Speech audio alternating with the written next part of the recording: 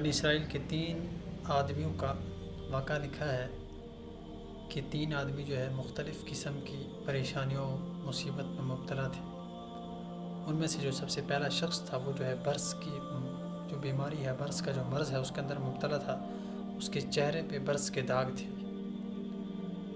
دوسرا شخص جو ہے اس کے سر پہ بال نہیں تھے، اور تیسرا شخص جو ہے وہ آنکھوں سے اندھا تھا، اس کی آنکھوں میں روشنی نہیں تھی۔ اور یہ 3 شخص جو مختلف قسم کی پریشانیوں مصیبت میں مبتلا تھے، ان بیماریوں کی وجہ سے، ان پریشانیوں کی وجہ سے جو ہے لوگوں کی جا کے محفلوں میں بیٹھنا ان کے لیے دشوار ہوتا تھا۔ لوگ اپنے ساتھ بٹھانا ان کو پسند نہیں کرتے تھے۔ یہ کسی مجلس میں جا کے بیٹھتے تو اپنے آپ کو مجرم سمجھتے، اور ان کے پاس جو ہے ان کا جو کاروبار ہے وہ بھی اچھا نہیں چلتا تھا۔ تو ایک دن ایک شخص ان کے پاس آیا۔ سب سے پہلا جو شخص تھا اس کے پاس ایک شخص آیا کہ بتاؤ تمہیں کیا پریشانی ہے، کس پریشانی کے اندر تم مبتلا ہو۔ تو اس نے اپنے پریشانی کے بارے میں بتایا کہ میں اس طرح جو ہے برس کے مرض کے اندر مبتلا ہوں، اور اب اللہ تعالیٰ سے دعا کریں کہ اللہ تعالیٰ مجھے شفا کرے، مجھے اپنا کاروبار عطا کرے جس کی وجہ سے جو ہے میں اچھی طرح کھا پی سکوں، لوگوں میں بیٹھ سکوں، عزت کے ساتھ اپنی زندگی جی سکوں۔ تو شخص نے اللہ تعالیٰ سے دعا کی، اللہ تعالیٰ نے اس کو جو ہے اس مرض سے نجات عطا کی، اور اس کو ایک اونٹنی عطا کی، اور اس اونٹنی کی نسل سے پھر ہزاروں اونٹنیوں نے جو ہے جنم لی۔ اس کا وہ جو ہے عزت والا شخص بن گیا، امیر بن گیا۔ اب جو ہے اس کا کاروبار بھی چلنے لگا، بڑے لوگوں کے ساتھ اس کا چلنا رہنا سہنا جو ہے وہ امیرانہ انداز میں اپنی زندگی جو ہے بسر کرنے لگا۔ اسی طرح پھر وہ دوسرے شخص کے پاس گیا، دوسرے شخص سے پوچھا کہ آپ کس پریشانی کے اندر، کس بیماری کے اندر مبتلا ہے۔ وہ جو اجنبی شخص پوچھ رہا تھا وہ اس طرح جو ہے تینوں کے پاس گیا۔ پہلے نے اپنے بارے میں بتایا، دوسرے نے بھی بتایا کہ میں اس طرح اس مرض کے اندر مبتلا ہوں کہ میرے سر کے اوپر بال نہیں ہے، آپ اللہ تعالیٰ سے دعا کریں۔ تو اللہ تعالیٰ نے دعا کی، اللہ تعالیٰ سے اس شخص نے جو ہے دعا کی، اللہ تعالیٰ نے اس شخص کو بال بھی عطا کیے، اس شخص کو جو ہے ایک گائے عطا کی۔ اس گائے کو اتنی برکت ہوئی اس گائے کی وجہ سے جو ہے اس شخص نے ہزاروں گایوں کو جو ہے اس گائے نے جنم دی، پھر وہ ہزاروں گایوں کا جو ہے مالک بن گیا۔ اس طرح جو ہے وہ بھی ایک امیر شخص بن گیا، عزت والا شخص بن گیا۔ پھر تیسرے کے پاس گیا، تیسرے نے بھی اپنے بارے میں بتایا، تو تیسرے کے بارے میں بھی اللہ تعالیٰ سے اس نے دعا کی، التجا کی، اللہ تعالیٰ نے اس کو بھی جو ہے آنکھوں کی بینائی عطا کی۔ اور تیسرے کو ایک بکری عطا کی، اس بکری کی وہ اتنی برکت ہوئی کہ اس کا ایک ریوڑ بنا، وہ بھی ایک امیر شخص بن گیا، عزت والا شخص بن گیا۔ اب کئی سال گزر گئے، کئی مدت گزر گئے،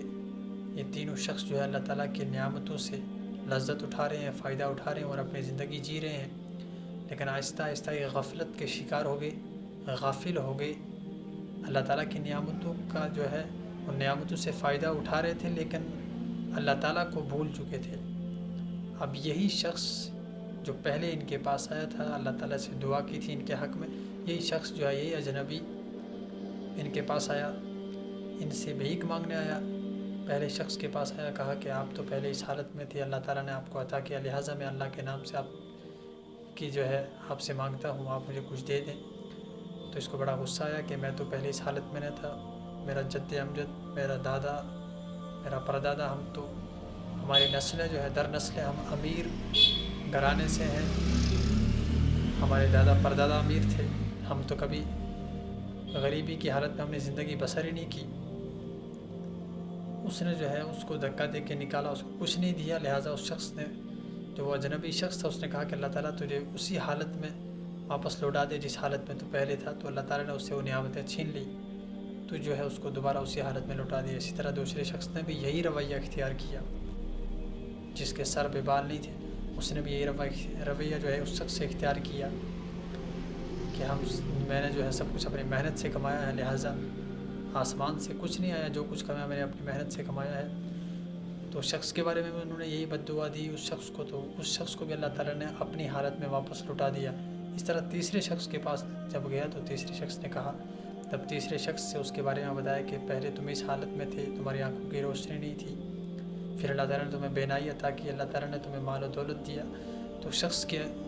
شخص کے اندر عجیب سی کیفیت طاری ہوئی اور اس کی آنکھوں سے آنسو جاری ہو گئی. اس نے کہا کہ آپ نے بالکل صحیح کہا کہ میں تو اندھا تھا، ٹھوکریں کھاتا تھا، کوئی اپنے پاس بٹھانا پسند نہیں کرتا تھا، لیکن ایک شخص آیا، اس نے میرے حق میں دعا کی اللہ تعالیٰ سے، اور آج جو یہ تم دونوں پہاڑوں کے بیچ میں ریوڑ دیکھ رہی ہو، اللہ تعالیٰ کا یہ عطا کردہ ہے، اللہ تعالیٰ کی عطا کردہ نعمتیں ہیں جن کی وجہ سے میں جو ہے اپنی زندگی بسر کر رہا ہوں، عزت سے لوگوں کے اندر جی رہا ہوں. لہٰذا اس نے اس شخص سے کہا کہ اس ریوڑ کے اندر جتنی چاہو آپ لے جا سکتے ہو، کیونکہ میرا کچھ نہیں ہے، سارا اللہ تعالیٰ کا عطا کردہ ہے. تو شخص اس نے کہا کہ تمہیں مبارک ہو،